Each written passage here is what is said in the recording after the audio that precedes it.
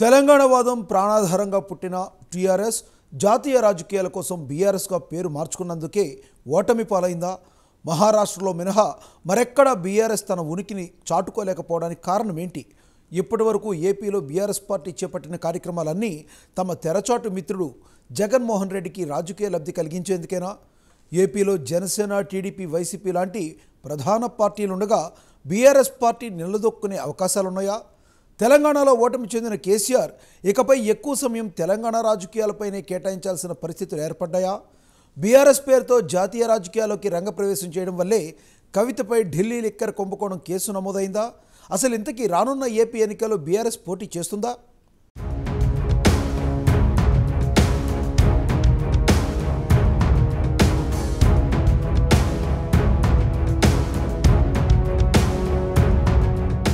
తెలంగాణ ప్రత్యేక రాష్ట్రం కోసం 2001లో ఏర్పాటు చేయబడిన తెలంగాణ రాష్ట్ర సమితి పేరును కేసీఆర్ జాతీయ రాజకీయాల్లోకి అడుగుపెట్టడం కోసం 2022 అక్టోబర్ 5న భారత రాష్ట్ర సమితిగా పేరు మార్చడం జరిగింది.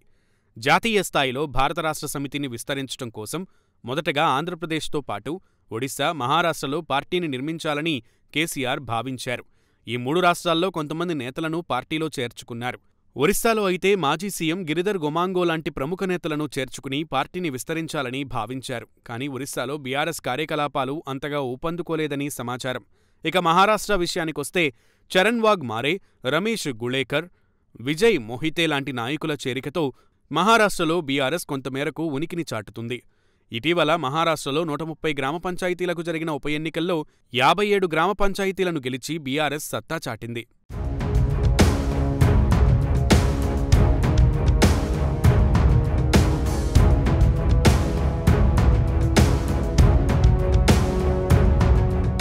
ఇక ఆంధ్రప్రదేశ్ విషయానికొస్తే ఏపీ రాష్ట్ర శాఖ అధ్యక్షుడిగా మాజీ ఐఏఎస్ తోటా చంద్రశేఖర్ను నియమించారు. మాజీ మంత్రి రావెల కిషోర్ బాబు, పార్థసారథి వంటి నేతలు సైతం బీఆర్ఎస్లో చేరారు. కాపు సామాజిక వర్గంతో పాటు వెలమ సామాజిక వర్గాన్ని లక్ష్యంగా చేసుకుని బలం పెంచుకోవాలని బీఆర్ఎస్ అధిష్టానం భావించింది. అది అంతిమంగా జగన్కు ప్రయోజనం చేకూర్చి టీడీపీ, జనసేనలకు నష్టం చేకూర్చుతుందని భావించి బీఆర్ఎస్ బలోపేతం కోసం చాలా ప్రయత్నాలు చేశారని తెలుస్తోంది. ముఖ్యంగా జనసేన నేతలను టార్గెట్ చేసుకుని పార్టీలో చేర్చుకున్నారు. ఏపీలో బీఆర్ఎస్ కార్యవర్గాన్ని ఏర్పాటు చేయడంతో పాటు కార్యాలయాన్ని సైతం ప్రారంభించారు. హైదరాబాద్ వేదికగా కీలక సమావేశాలు కూడా నిర్వహించడం జరిగింది.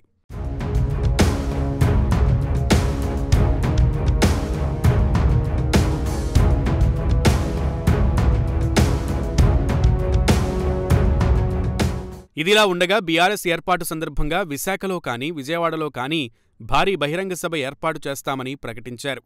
మరోవైపు మహారాష్ట్రలో కేసీఆర్ కొన్ని బహిరంగ సభలు నిర్వహించారు. దాంతో ఏపీలో కూడా పార్టీని ముందుకు తీసుకెళ్తారని భావించినా క్షేత్రస్థాయిలో పరిస్థితులు అనుకూలంగా లేకపోవడంతో ఏపీ విషయంలో కేసీఆర్ ఆచితూచి వ్యవహరిస్తున్నారని రాజకీయ విశ్లేషకులు అభిప్రాయపడుతున్నారు. ఇప్పటికే ఆంధ్రప్రదేశ్ రాష్ట్రంలో జనసేన, టీడీపీ, వైసీపీ లాంటి ప్రధాన పార్టీలు ఉన్నాయి. రాష్ట్రంలోని ప్రజలందరూ ఈ 3 పార్టీలలో ఏదో ఒకదానికి మద్దతుదారులుగా మారిపోయిన నేపథ్యంలో కొత్త పార్టీల మనుగడకు అంతగా అవకాశం లేదని రాజకీయ మేధావులు అంచనా వేస్తున్నారు.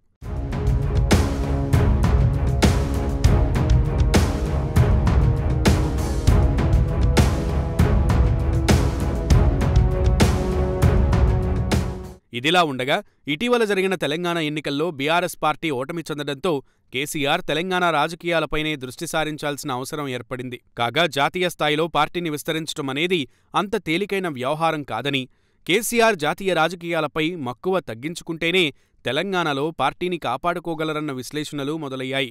అప్పుడు మాత్రమే జాతీయ పార్టీలు సైతం మద్దతు తెలిపే అవకాశం ఉందని, లేదంటే జాతీయ పార్టీలు టార్గెట్ చేసే అవకాశం ఉందని రాజకీయ వర్గాలు అభిప్రాయపడుతున్నాయి.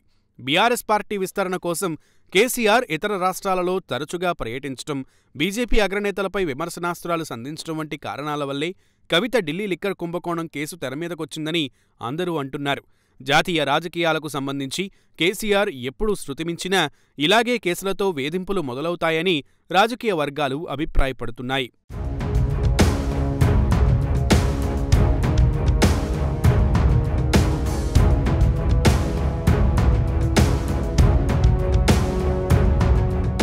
నిజానికి తాజా ఎన్నికల్లో బీఆర్ఎస్ ఓటమికి టీఆర్ఎస్ పార్టీని బీఆర్ఎస్గా మార్చడమే ప్రధాన కారణమని రాజకీయ విశ్లేషకులు అభిప్రాయపడుతున్నారు.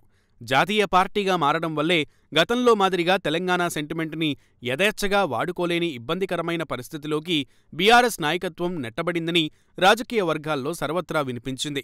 అందువల్లే ఇటీవలి తెలంగాణ ఎన్నికల్లో చాప కింద నీరులా ప్రభావం చూపించిన ఆంధ్రా ప్రాంత రాజకీయ శక్తులపై గతంలో మాదిరిగా దాడి చెయ్యలేక చివరికి ఓటమిని కొని తెచ్చుకోవాల్సిన పరిస్థితులు ఏర్పడ్డాయని రాజకీయ వర్గాలు అభిప్రాయపడుతున్నాయి. ఈ విధంగా అనేక కారణాలతో ఆంధ్రప్రదేశ్ రాష్ట్రంలో బీఆర్ఎస్ పార్టీ క్రియాశీలకంగా వ్యవహరించలేని పరిస్థితులు నెలకొన్నాయని అంటున్నారు. దాంతో రానున్న ఏపీ అసెంబ్లీ ఎన్నికల్లో బీఆర్ఎస్ పోటీ చేసే అవకాశాలు తక్కువేనని రాజకీయ వర్గాలు అభిప్రాయపడుతున్నాయి. చూడాలి మరి ఏం జరుగుతుందో.